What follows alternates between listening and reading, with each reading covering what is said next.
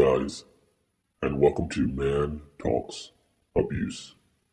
Please subscribe, like, and share.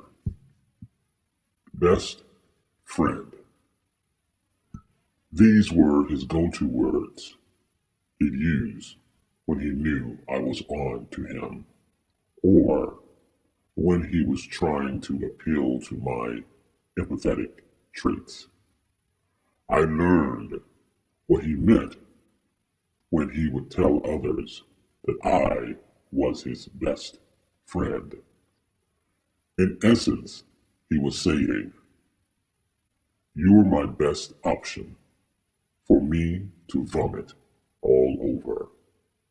You're my best option for me to abuse financially, mentally, emotionally, and any other way I feel the need to do so. You're my best option for me to incite.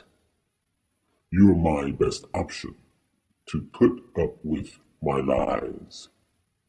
You're my best option to put up with my deceit. You're my best option for me to have a punching bag. You're my best option that will do my laundry. You're my best option that is my doormat to rub my dirty, nasty, funky feet, manure feet all over. You're my best option to keep my sadistic secrets. You're my best option who allow me to get on stage with you knowing my cunning, trickery, and evil ways. You are my best option who take me to your friends and family home, and I can access porn from their home computer. You take the heat for it, knowing full well it was me. You are my best option. You're my best friend. You're my best option who'd allow me to cross all of your boundaries, including when you were in the bathroom taking a bath and you wanted your meditation peace time. You see, there was no boundaries that he would not cross. None whatsoever.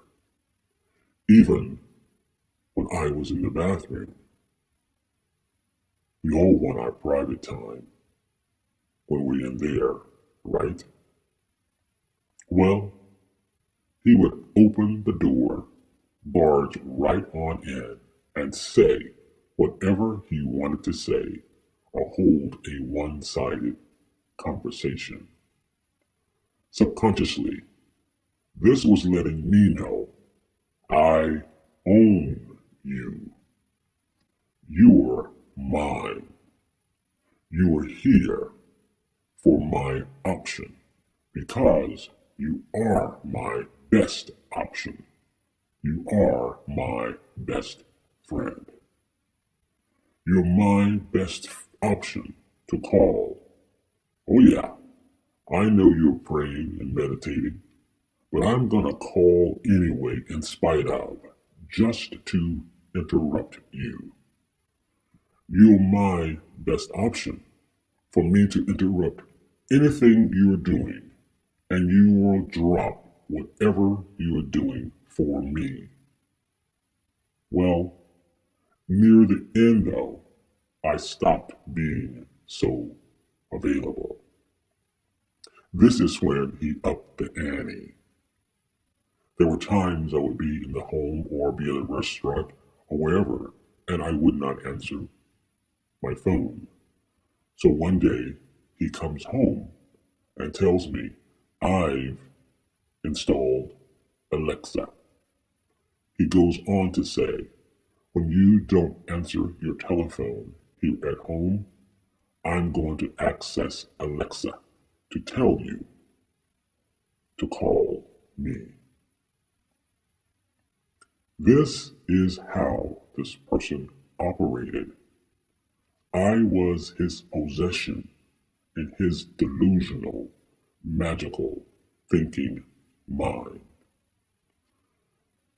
So I ask you, what kind of best friend was I? In his delusional mind, I was his perfect option because of my empathetic traits, much like Jesus. Let that sink in. He used to brag and say that I knew him better than anyone, including his own brother. Allow me to translate that for you. What he was saying is this: I've never been so free to do whatever I wanted to do in front of someone else, and everything stayed precisely and exactly the same.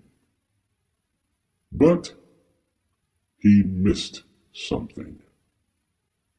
Everything did not stay the same.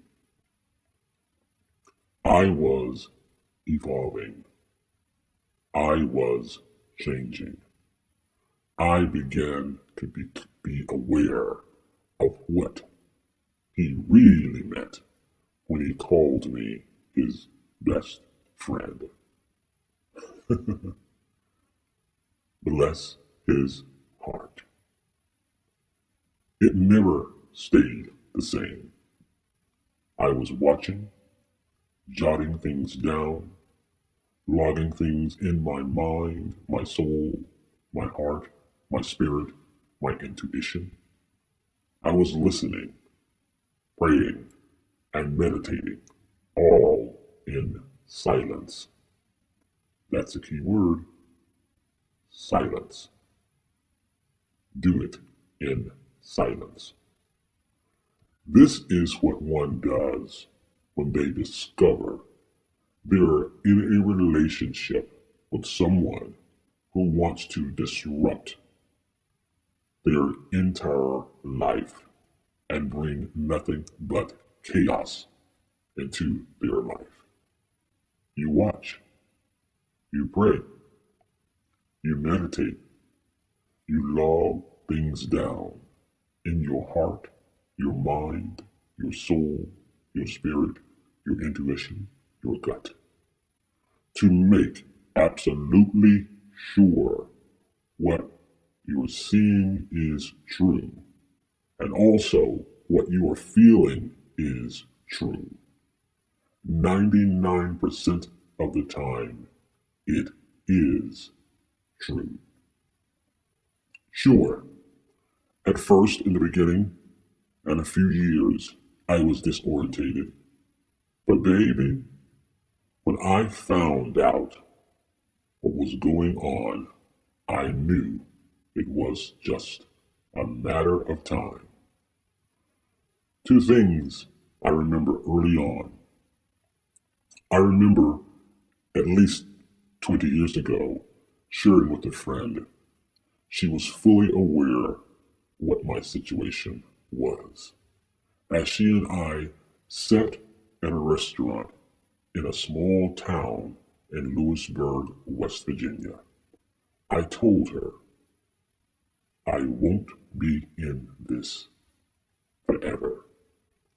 I smile now because I kept my word to myself and to her. The second thing I remember is which is very telling my future. It was a dream I had while we were on tour. Again, this dream was about 20 years ago. The dream was I was on stage, accompanied by a full band and all. In my dream, I looked around on stage, and he was nowhere to be found. I now know it was God showing me in my dream my wonderful solo future without him, his best friend, his best option.